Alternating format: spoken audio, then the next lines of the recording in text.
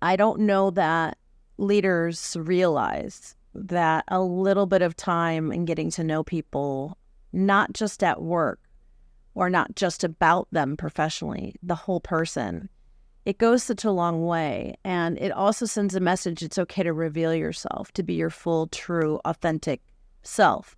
And today's culture is desperate for that, for sure. Is it fact or fallacy that female leaders have unique struggles compared to their male counterparts?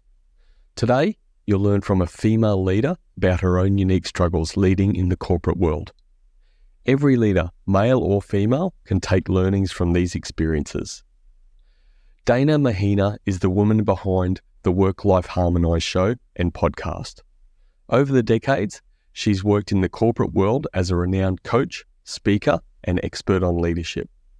Enjoy my candid conversation with Dana.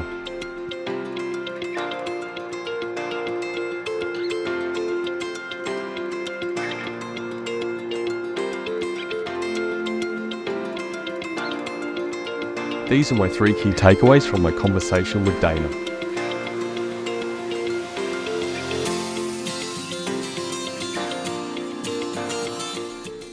So what's got you into this frame of really helping women, empowering women? Well, had I had me in my 20s, things would have gone quite differently. It's that old question that we always ask, like, if you knew then what you know now.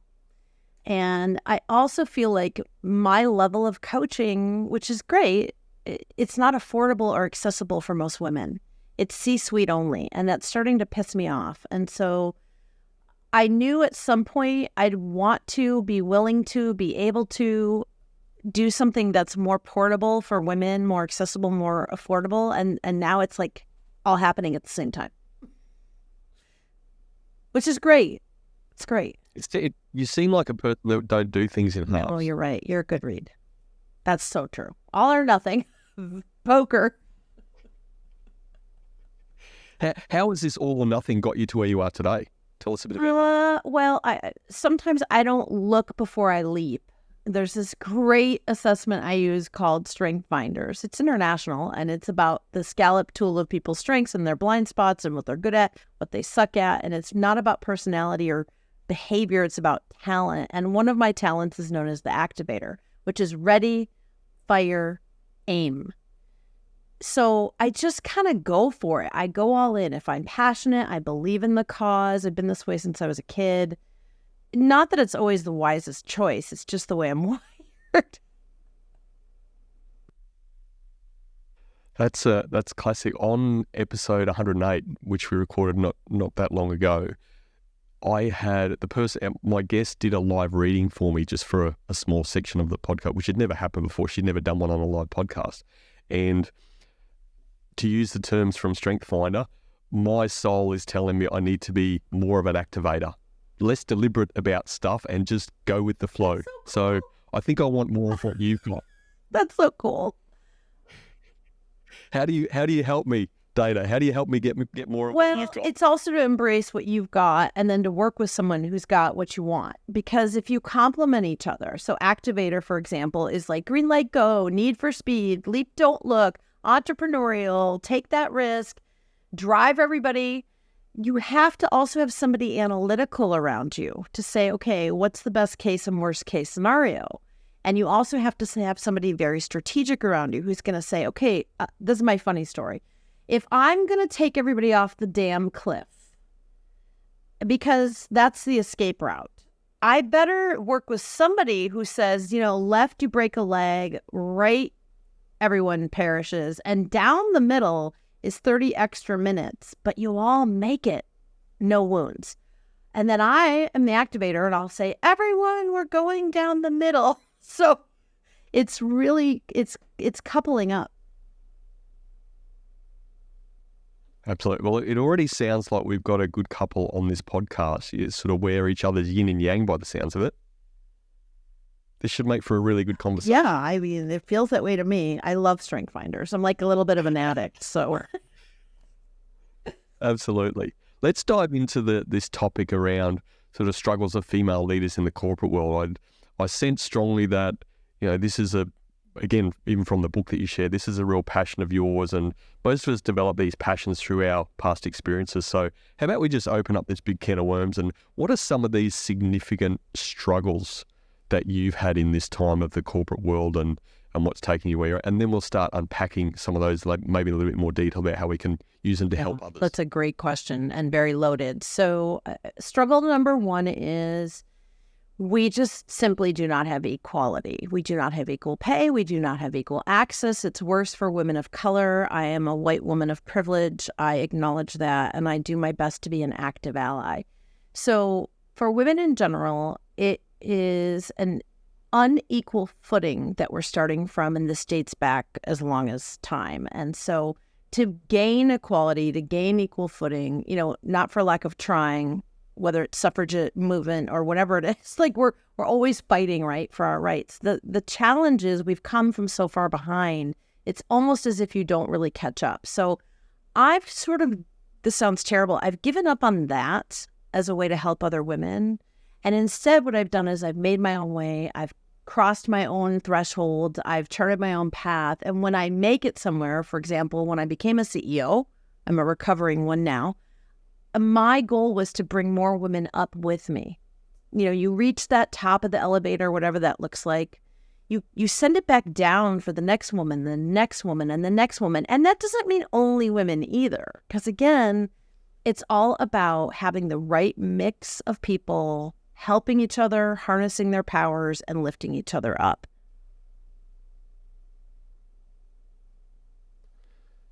Do you think women help each other in regard? And let me just put some context around that. It feels to me, and I've seen this in action, where women are often the harshest critics of other women. True. So it's not to be squishy. Women are either incredibly helpful, lift up other women, we rise up, they go low, we go high, all that kind of Michelle Obama stuff. Or what I have found in my own career, and this is part of what drives me now to help young up-and-coming women, I definitely experienced women versus women. And to me, there's nothing worse. It's debilitating, it's hurtful.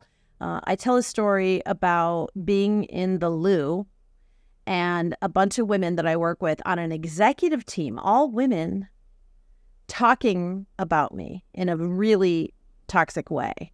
So what do? I'm like 33 at the time. I'm 55 now. I thought, F it. I slammed open the door. I said, it's me. And of course, it's so uncomfortable for everyone. And that's all I did, though. I didn't confront or take it on or tear them down or try to go for like their throat, because that was just going to make it worse. I had a little bit of maturity to say, you know what, I'm going to walk away. But they know, they're on notice, like check on the chessboard.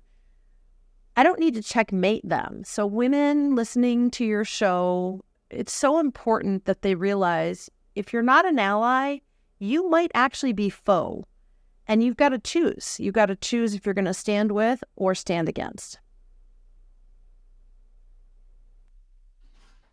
Have you put any thought into, or even any research into, say, women's psyche around that? Like, why does it seem to be more prevalent with women versus men? Again, I've seen other men tear other men down, but it just doesn't seem to be anywhere near as prolific. Yeah, quantifiable research myself, no, there's a ton of it out there, and I would encourage your guests and future guests and your current listeners to really research the topic for themselves. I like to go into storytelling, anecdotes, and qualitativeness around my experience, which is women, a lot of times, especially because I came out of Silicon Valley, there is no more cutthroat place on earth than Silicon Valley for women. And the way it was for them was they were trying to compete in a man's world, or at least that's what they told themselves. Some of it was true and some of it was not. And so it's like outwit, outlast, outsmart, like you're on this episode of Survivor in real life.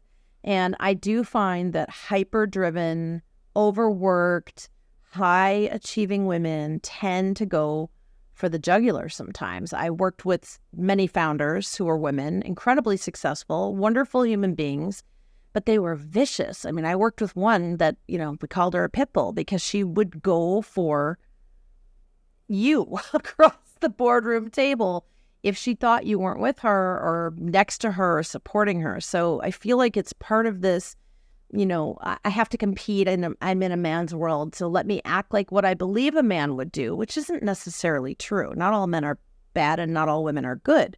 People are people. I also would say that for women in general, they tend to have just this natural comparative analysis that we do of each other. She's fatter, she's thinner, she's cuter, she has better taste in clothes. I have no idea. I'm sure one of your guests in the past or in the future could tell us why women do that. It is a psyche thing, and I'm not a psychologist, but it is a thing with women. We compare and contrast all the time. I can't resist. Is there any more to that Lou story? I mean, you busted open the door and, hey, it's me. What was even some of the reactions of the participants? There's a lot more to the story. So let's see. We were on a... Do share. I have to go back into the annals of my brain. So yeah, this is a long time ago. I believe there were 6 of us on that executive team and no men, which I had never experienced before. And frankly, I called it the cat house. It was way worse for me than it had been being the only woman with a bunch of men in my other corporate roles. So I was already like a little bit of a duck out of water. And just to be clear, you were the CEO, you were the office leader. This is worse. I was the head of employee development training and like the number one person on the team to work with every new hire and every aspirational leader and anyone who was promoted into leadership. So I was supposed to be the one caring about everybody, mentoring everybody. So I had a weird title. It was like SVP employee development. And here I was with my peers and our president, a female. We were the worst offenders. So it's really hard if you walk the walk, great. But if you only talk the talk, it's empty. People follow what leaders do, not what they say. So I'm pretty sure all of them except 2, because there were 3 of them in the loo. All 3 of them, not the other 2 that on the executive team that weren't in the loo at the time, they came one by one into my office to apologize. First, it was chief legal counsel, and then CIO or CTO, whatever her title was. And then, this is the best. That's right. Okay, I'm remembering. It was the CHRO. So chief legal counsel, head of technology, and head of HR, which is hilarious that there was a head of HR gossiping about me, and I was new. So I only lasted 13 months at that company. I did give them the boot at about month 12, and they were really upset. They were very confused. They couldn't understand why I was leaving. And it's not because of the loo. It's because they really didn't want to transform. They really didn't want to develop as leaders and lead by example. And most of the women in that organization, it was probably like a 60-40 split, women versus quote unquote men in terms of total employees. We had about 100 employees. It just wasn't a healthy culture. And of course, whether you're a man or a woman, toxic culture, it starts from the top. So I had to get out of there. Well, it sounds like you did a wise thing. You also mentioned a little bit earlier about sort of man, in a man's world. And I guess what made me think is what do men, or what could men do, what should men do in order to maybe help women who are aspiring to these senior leadership roles and in senior leadership roles to try and get to some level of equality, using your word earlier? Many of us in life don't get a mentor. In my experience, I've had one, and it's a man. His name's Ron. I talk about him a lot in my first book.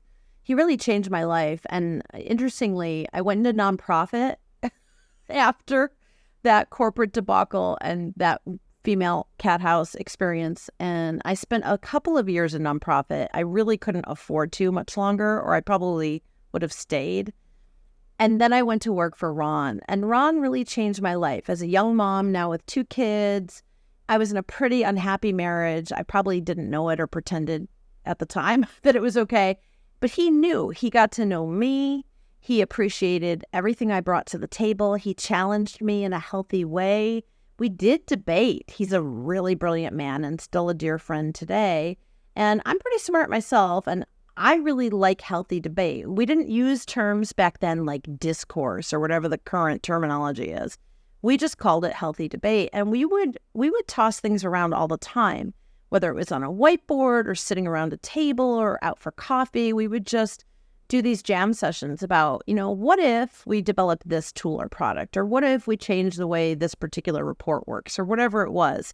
And so he really taught me a lot about really bringing my best self and my best thinking to the table. The next thing he did was really get to know me. So he knew I had young kids. He probably knew, because he was very wise, that I was in a not so great marriage.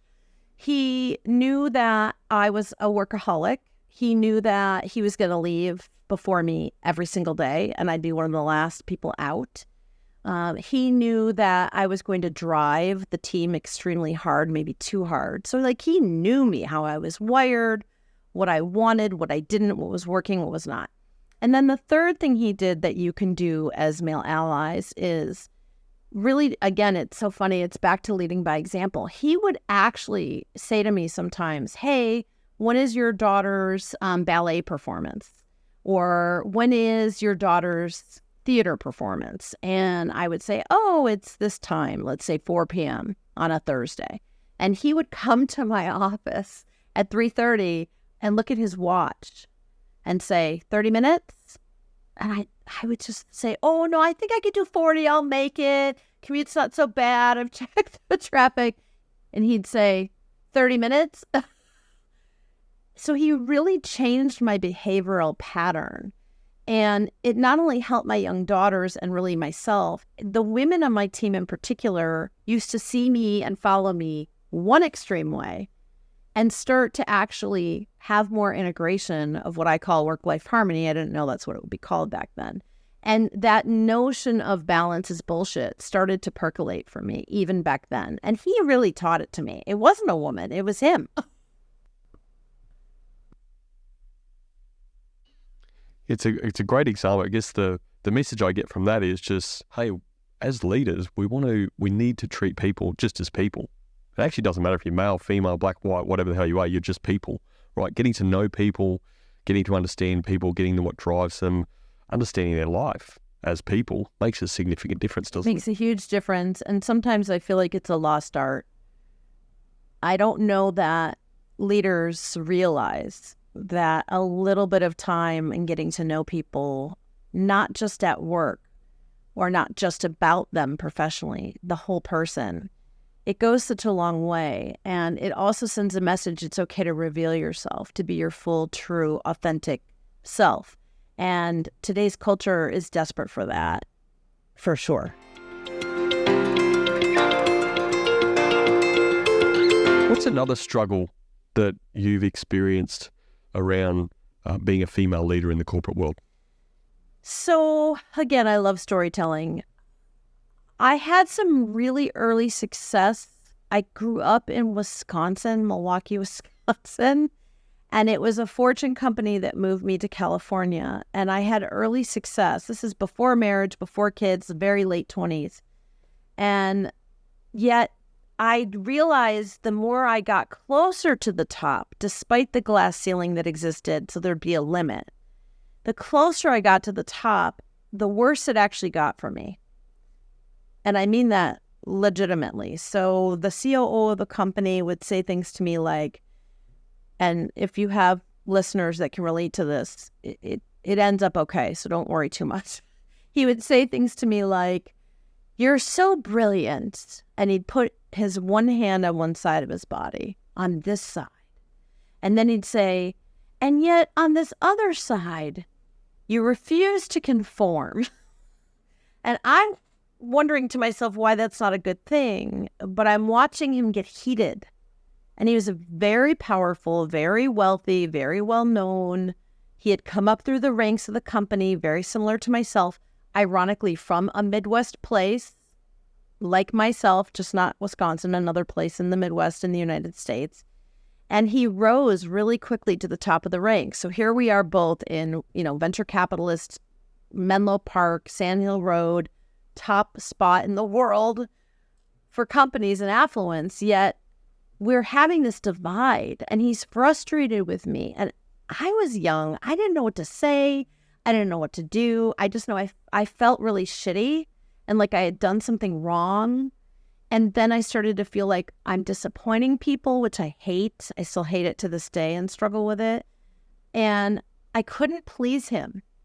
Despite my success, despite my contributions, it was not for a lack of trying. I talked to a therapist. I just was like, what is this basket of other stuff that won't conform that I wear or I exemplify? And why is he so mad at me? Because he seemed mad. And so when I left that company, notice the pattern. That was a long ride, though. I was 4 years in the field for them and 2 years at corporate. I was recruited out by a headhunter to a global company that wasn't even based in the United States. Hallelujah. Female president, unheard of in North America. I mean, it just opened my eyes that this other basket of weird nonconformity stuff that I carry is actually part of my asset, not part of my detriment. It just wasn't going to fit in that very like Star Trek Borg type model. And so I had to get out. So what I always tell women is if you can't make it where you are and you can't post out to another position and the culture's toxic or they don't love you and embrace you and cherish you and value you because they just don't, you have to move out to move up. You just do. And not everyone has the bravery or maybe the perceived options to do so. I would challenge you. There are options if you look for them. And if you ask, you have to ask for help. How long did it take you to feel like you had that strength to do that yourself, let alone now giving advice for others? A long time. A really long time. I went out on my own 8 years ago and I'm 55. So I would say not even 8 years ago. I'd say in the last 5 years. Something happened when I turned 50. I just don't give a shit what people think anymore. Don't. I don't. I do me. You like me, great. You don't. That's okay. And I have a very different way of navigating life that is informed by a ton of mistakes, hitting my head really hard so many times, being kind of a slow learner, and also by watching what others, men and women, that I admire and respect and want to learn from do. And again, that's great leadership. And I can think of probably 5 or 10 people off the top of my head, both men and women, who were living the way I always wanted to. But I definitely wasn't really fully embracing it till I turned 50 5 years ago. Something about 50, hey? I don't know if I can bottle it to give it to all the 40-year-olds. Like, 50's the new 40. Let's do it at 40, ladies, because if I knew then what I know now, I would say that the bravery had a lot to do with money, security, being the sole financial provider for my girls, even though I am now happily remarried to the second and final gent, and we've been together 9 years and married 7. I'm still, for the most part, the provider, although the girls are now 19 and 23. So the 23-year-old's kind of off the dole, not fully. I wish she was soon. And the 19-year-old's still pseudo on the dole. Keep working on it. Do you sort of feel that you needed to, like the journey you've been on and some of this you've just shared with us today, like you've had to have that journey, you've had to have those challenges, you've not, I guess, had the strength earlier at 40s, and there's a reason for that, and that's sort of made you who you are today, and this empowering person that actually is doubling down on helping women that come to you. Do you ever feel like that? Every day, Brendan, and I love how you said doubling down on women. Even that's taken bravery, and part of it is I really want to do right by them.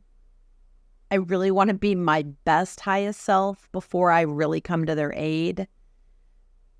It's a tall order to be a role model. I don't even love when I'm called that. It's flattering and all. It's a big order for someone who takes things very seriously, maybe too seriously. I get really almost obsessive around how am I showing up. Yet I don't have a good alternative because you only get so much time to help and support and influence and lift up others. And life is short. Life is short. And so, yeah, I definitely, I take it really seriously. But I am doubling down. Good on you, and keep doing it. Do you in a woman's psyche, do they feel like they have to be at their best, actually better than their best in these corporate environments because of some of these challenges you've already shared with us today? Yes, I love the word you use. Do they feel? They do. I also teach fact versus fiction. Then feelings about facts. And it's funny, I was thinking about someone I was coaching years ago, and she was young, kind of who I'm working on coaching more now. And after about a year of working together, she got all these awards, 40 under 40, all these cool accolades. She got promoted, like all that was great. But the most important lesson we ever had together wasn't about like her strategy or her numbers or how she developed people or what networking she did. It was this lesson.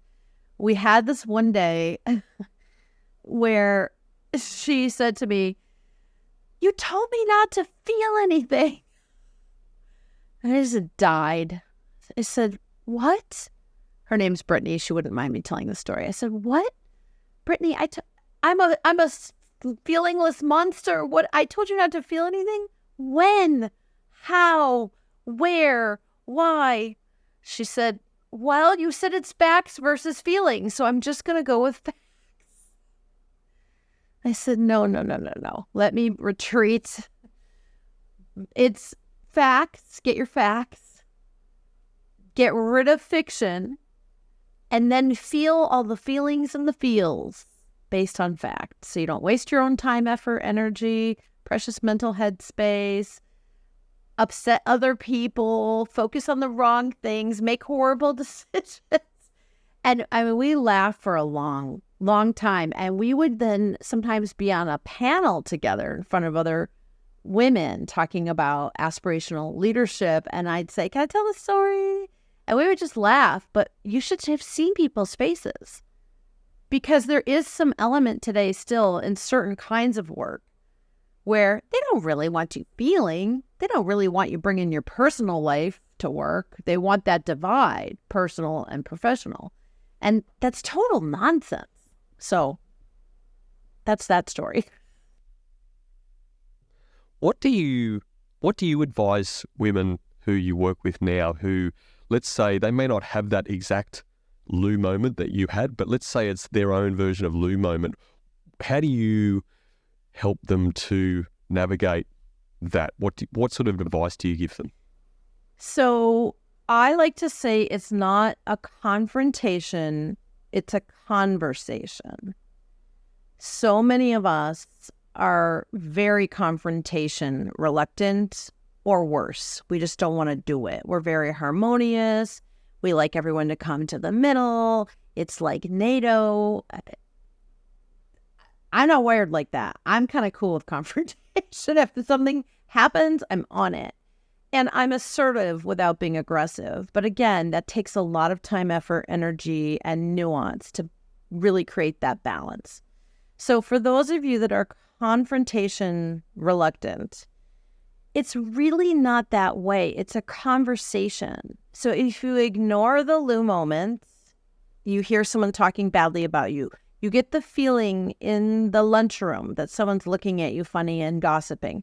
You hear people outside your own office or in the hallway or at the water cooler, and you know, or at least you feel that someone's saying something not so nice about you. The only way to check in whether or not that's true, whether or not that's a fact, is to talk about it. And so you don't need to go in guns a-blazing. You can literally use what I call the 6 Socratic questions. Who, what, where, when, why, and how. If you open any conversation with a question, you've already taken defense out of it. You will learn something, even if you don't like it. You will also open dialogue to be just that, to be open and not so prescriptive or constricted or linear. And so when I'm coaching, it's almost every day now, I will hear people interact and they're trying to ask genuine questions. They're trying to connect, to have deep conversation. They may even be attempting to confront something that's happened. And I always stop them respectfully if they don't put a who, what, where, when, why, or how in front of the opening question. And you see the whole dynamic change and shift. Everybody just takes a chill pill. Does that make any sense? Yeah, absolutely. Look, what I was going to say is questions are disarming in my book, if you can just lead that way. And the other fantastic leadership principle in that is just the element of curiosity. Asking a question brings that level of curiosity. And like you said, it just lowers the tenseness of the situation, doesn't it? And it's that 10, 20 seconds of courage. And when you do that 10, 20 seconds of courage, you do it once, then that gives you a little bit more courage if it happens again to do it. And people know that all of a sudden they're going to be, if somebody's hearing this, they're going to be not confronted, but they're going to be approached to have a conversation around this. So maybe they'll think twice about doing it next time. Let's pray that's true. I also like to say hope is not a strategy. So the strategy is what you teach, which is stay. You saying I'm living in hope. I'm bitter and jaded. Brendan, pull your heads out of the clouds. So what you teach is actually really spot on, and I'm glad you brought it up because sometimes I forget to remind people, and I'll take a page out of your playbook too. Being curious is everything. And to prove that, I say to people, you do realize that if you first seek to understand someone, even if they're mean or nasty or rude or misinformed or whatever it is that they're doing, they're still human doing the best they can with what they've got. It may not be good enough, which is why you may have to leave that marriage, that work, that whatever. However, if you first seek to understand others before seeking to be understood yourself, the only thing I know that works is curiosity. Because sometimes I'm like, I don't want to deal with you. You're a jerk. Curiosity helps break me out of that judgment. And maybe they are. Maybe they're really a jerk or being a jerk or acting like a jerk or saying or doing something jerky. I don't want to excuse that either. I don't want to just pretend that didn't happen and shove it down, which is what so many women do. We just make ourselves small and we shove it all the way down, and then we wonder 20 years later why we're so mad and pissed off. Well, probably because you shoved so much down, it has to come out, and that's the explosion. And otherwise, it's an implosion, and both of those are terrible scenarios that happen to women every day. And again, not just women. It happens to men too. So yeah, I would say curiosity is an incredible leveler of the field because you can always find something to be curious about. Like, let's say I don't like you. I do, but let's just pretend I don't like you.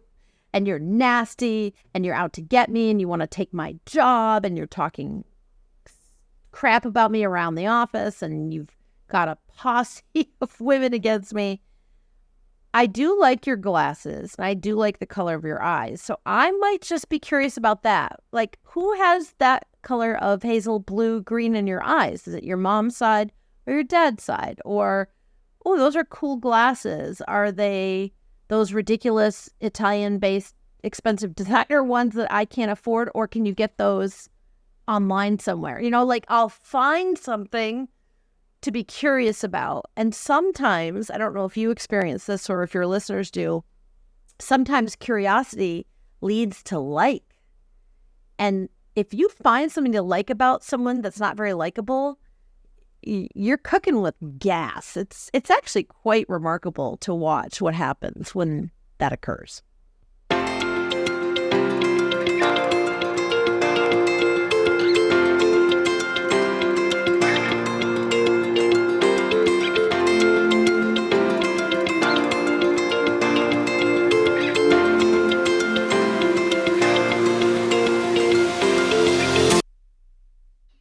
Yeah, spot on, and thank you for the compliments. Thankfully, I have a friend who owns a Specsavers, so Maybe I couldn't afford these glasses under normal circumstances.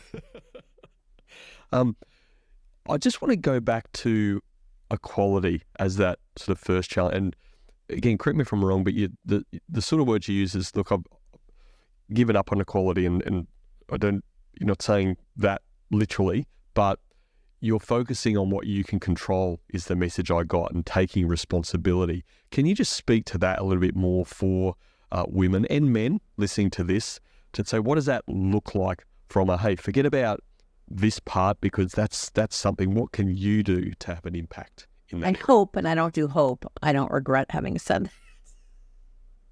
that.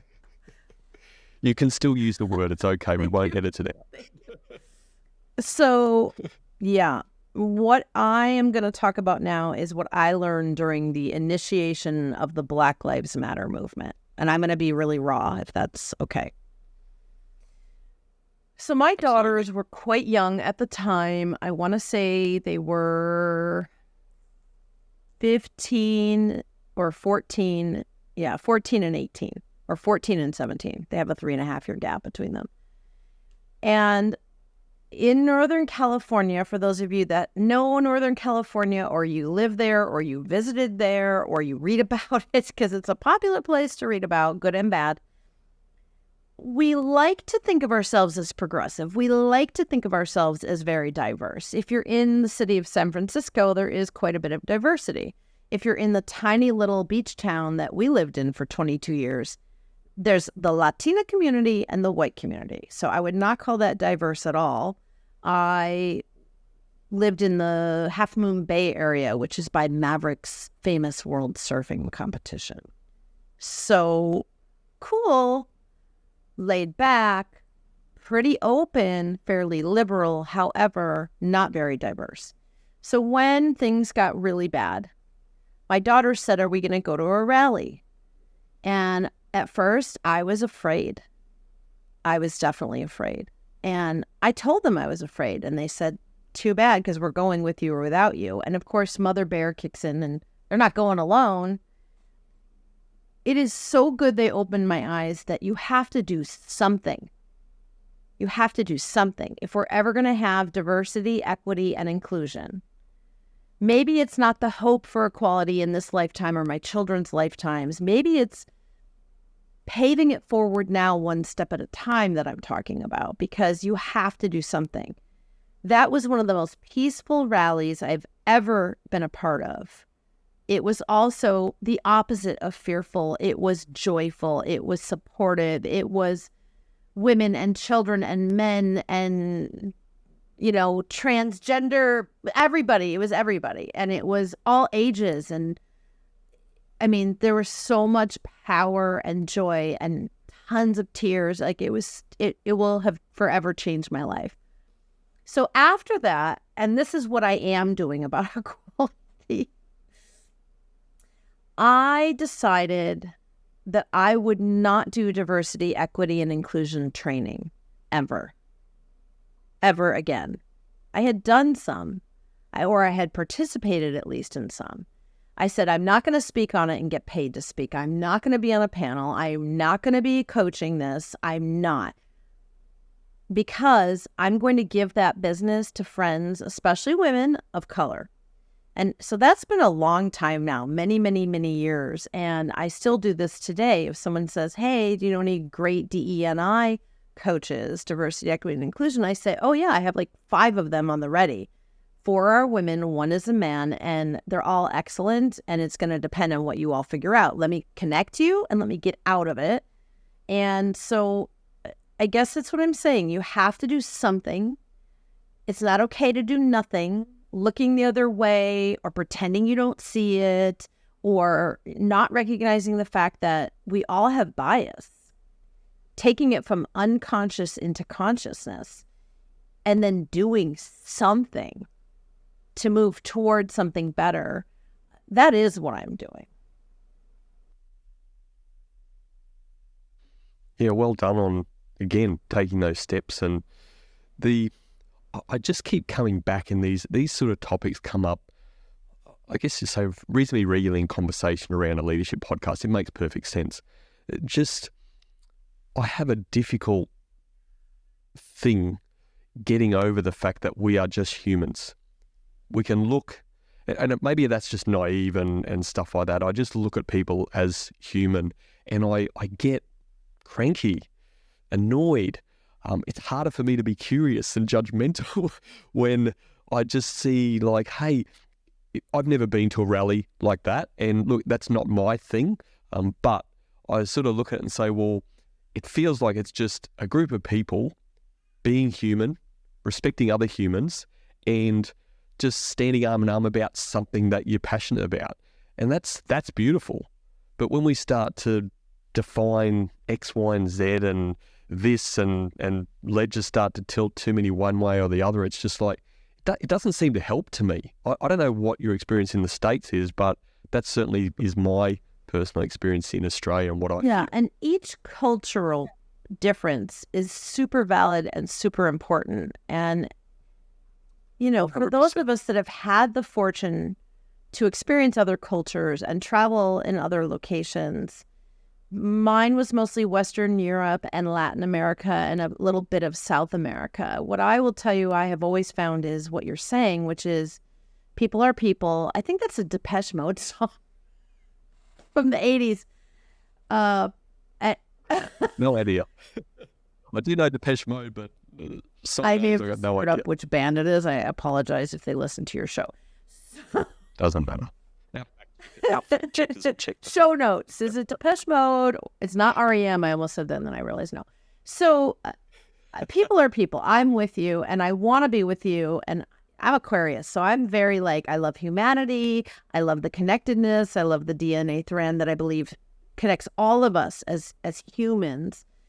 My challenge is that and this is probably in the States mostly, if I think about my other travels and work and experiences in other countries, in the States, I have gotten myself caught in saying things like, I don't see color. I got in big trouble with really good friends, mostly women of color, who have said, you can't say that. Why? I mean it. They're like, but you do. And you know what? They're right. Because you know why I was afraid to go to that rally? Because I knew I was going to be the minority white woman with my young kids at that rally. And I was. So that's bias. To be able to admit it and talk about it and own it, that's how we start to make things better and to have progression is really what I'm finding, at least for myself. And it can't be true for everyone. There's no such thing as extremes, like all or nothing, even though I know we talked about that in the pre-show. And maybe I live my life a little bit like that. It's not quite that edgy. I don't know if that helps. Understand. Let's go back to the women versus men situation. What I want to know is what, from a work environment, what does, in your experience, what do you think a woman brings to an organization versus maybe what a man doesn't often bring to an organization? Question. And I don't want to be too like new glossary of terminology, but it's emotional intelligence and intuition.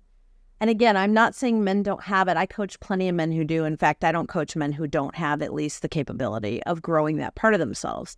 And I will quote someone, which is Dan Pink, who wrote a lot of famous books, including Free Agent Nation. My favorite Dan Pink book is A Whole New Mind, where he talks about what it'll take to be in this generation of work, which is left brain logic and right brain creativity and coming together across that transom. And so what I find is that if you have natural intuition, many women do, not all.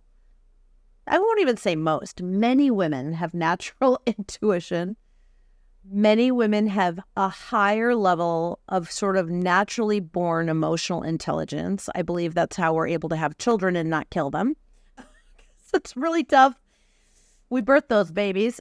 And if it is a little bit of anthropology, if you go back, right? Because women were the gatherers and men were the hunters. Well, today, women are doing it all. We're hunting, we're gathering, and everything else. So it really takes that ability to harness intuition, emotional intelligence, it also helps to have some IQ, right? Some smarts.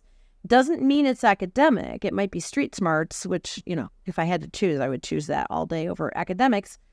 It's the blend. And so women tend to be very multidimensional, multitasking, which is a great debate today, although we are pretty good at it, or at least we feel like we have to. So we slog through. So I would say that's the difference. Again, not to say that men don't have it. You clearly have all of that, and yet you probably know men that don't.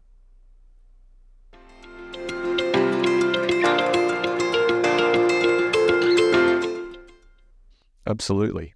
And I actually know women that don't. So, yeah, I know we're sort of talking about generalist points, and it's not everyone one way or the other. But I get what you're saying. In your journey of life, and let's pigeon this into the corporate space, what has changed for the better since you spent time in corporate to what you think is now? How long is the show? So that tells me you feel that there have been some good things that have changed. There are. And I'm going to start with the power of the women themselves, which is they are making their own way. They are moonlighting, and they are having side hustles, and they are starting their own businesses. They are saying no way more than they're saying yes. And no actually makes room for yes. So I would say it's really the women's movement of disrupting, leaving, and challenging the corporate bureaucracy that still exists in many countries. I'd say it's the women themselves. I would not say it's the company, because a company is technically a building, or now based on the virtual world and gig economy, it's a thing. The leaders at the top of companies, in my experience, have not changed that much. It's the women themselves that are saying, I'm not going to do it like that anymore. I'm going to go out on my own, or I'm going to start something on the side until it is stable, that baby becomes a toddler, and then I'm going to go do that full time. And it's incredibly empowering to both coach and watch. Yeah, absolutely. Taking responsibility does exactly that. You can control your own destiny, and it's certainly much easier to do. It's still tough, but it's much easier to do that today. What's not helping, can I say, the women's movement in corporate? Patriarchy. There are still so many, I don't know how to say it without sounding offensive, older white men and gentlemen at the top of the world's most well-known, successful companies today.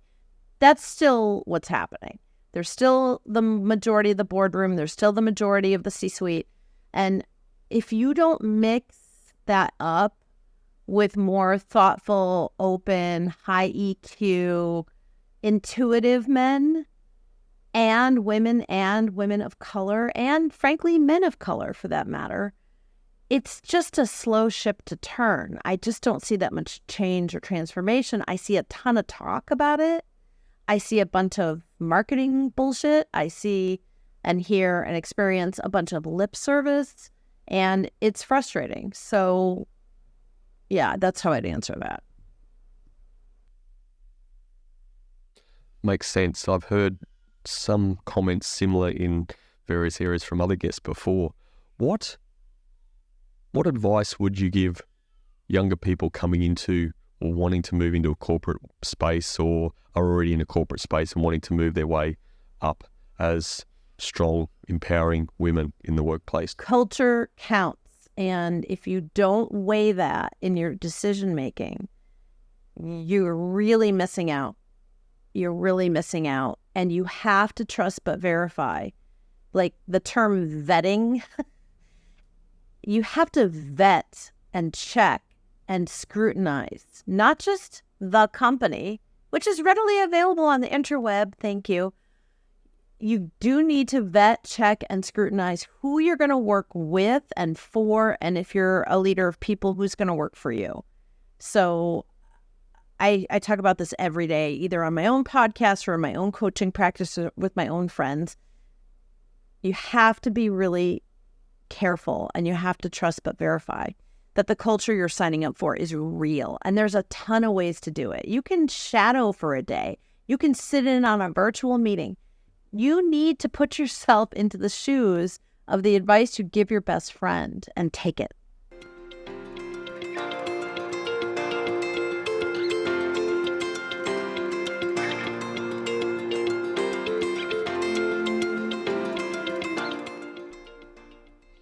Good advice. Dana, tell us a bit about this book, this second book that you just finished last night. Crazy timing, yeah? Perfect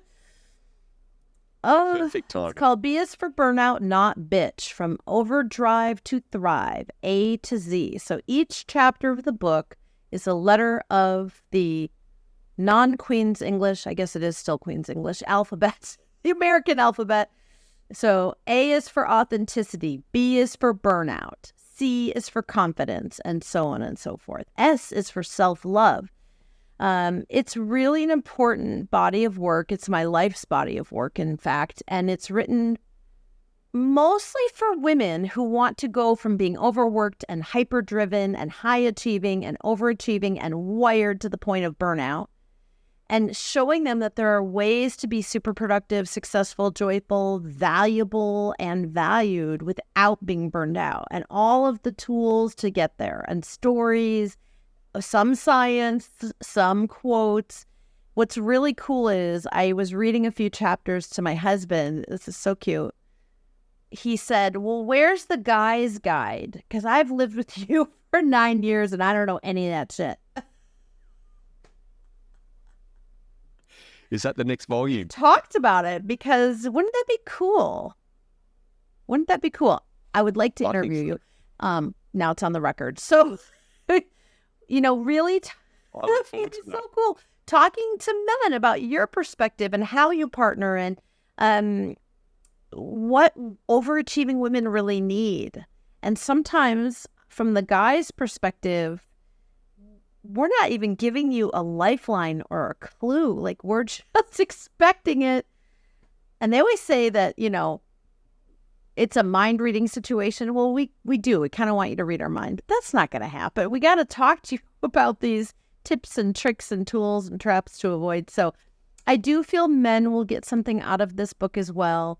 It is absolutely the double down for women and for up and coming women that aspire to be joyful, productive, valuable, and valued. That two-way street of value that I always like to talk about, without being burned out. And if they're burned out now, I'm going to help them to get out of that cycle the way I had to learn. And if they are approaching burnouts, to stop it before it starts. And if they've been burned out and they're terrified to go there again, how to really just avoid it altogether. Well, it sounds like it's something I should. When is it due out? October 11th, which I didn't know this is a true story, is International Day of the Girl. Wow, perfect timing again. Well, it's amazing how things just happen like that. So it sounds like what I need to do is get the book, read it, take some notes as we're going through and say, hey, Dana, here, do you want a man's perspective? I would love that. Just one perspective? Maybe I would love that, and I'd love to have you on my podcast when that time comes, because it would be cool to talk about it in real time and really to get sort of the male and female perspective on things, especially since you are high EQ and high IQ and you've got good intuition, or you wouldn't have said what you just said about divine timing, which it is. I couldn't believe. And it was a young woman that told me this. My own team didn't know. We're really good about looking at these things or doing social media posts. We'd all missed it. And it was a young junior in college visiting where I live on Kauai who said to me, well, that's so cool. And when does it come out? And my sorority is going to do a book club because we're all burned out now and we're only juniors in college. And how cool you picked International Day of the Girl. And I thought, I can't take credit for that. No, I had no idea. It's definitely just a sign, but I think, look, to give you some kudos, because there's just not enough days in the year for the amount of days that we have with things nowadays. So it's impossible to keep up with all these things, but I'm a big believer that things just happen, part of the journey, and things do. It's amazing what sort of aligns just when you're moving along in your journey of life. Dana, what has helped you become this confident leader, confident female leader that we see in front of us today? Learning from my own mistakes, curiosity. I was born that way. I'm a very intellectually curious person, and never, ever giving up on transformation. You have to accelerate your own transformation. No one's going to do it for you. So I continue to do it. I'm a work in progress. And as a coach, I like to say we teach what we most need to learn. Dana, I love that advice, and I love how that's shaped you. I think the best thing I love about you and the time we've just spent together now is that you are taking charge for your own life. You are doing things, taking action, and you're helping other people have that same mindset and do the same thing. So look, I really appreciate you coming on today. You are, I'm pretty sure, our first guest from Hawaii. So you have that honor and privilege, and it's been an absolute pleasure having you on today. Thanks for being such a fantastic guest on the Culture of Leadership. Thank you, and aloha. Thank you. According to a study by Gallup, women account for 23% of senior leadership roles in the US. Whichever way you look at it, there's room for improvement. These are my 3 key takeaways from my conversation with Dana. My first key takeaway: confident leaders walk the walk. They don't just say things, they actually do them. People watch and follow what leaders do more than what they say. If the person at the top acts badly, it can make the whole place toxic. My second key takeaway: confident leaders focus on facts. They make sure to know the real information before making decisions. While they still pay attention to their feelings, they always base them on true facts, not on wrong ideas or guesses. My third key takeaway: confident leaders see strengths. They notice and appreciate what's special about each person. Instead of looking at what someone can't do, they focus on what they can do well. By using each person's unique skills, they make the whole team stronger. So in summary, my 3 key takeaways were: confident leaders walk the walk, confident leaders focus on facts, and confident leaders see strengths. Let me know your key takeaway on YouTube or at thecultureofleadership.com. Thanks for joining me, and remember, the best outcome is on the other side of a genuine conversation.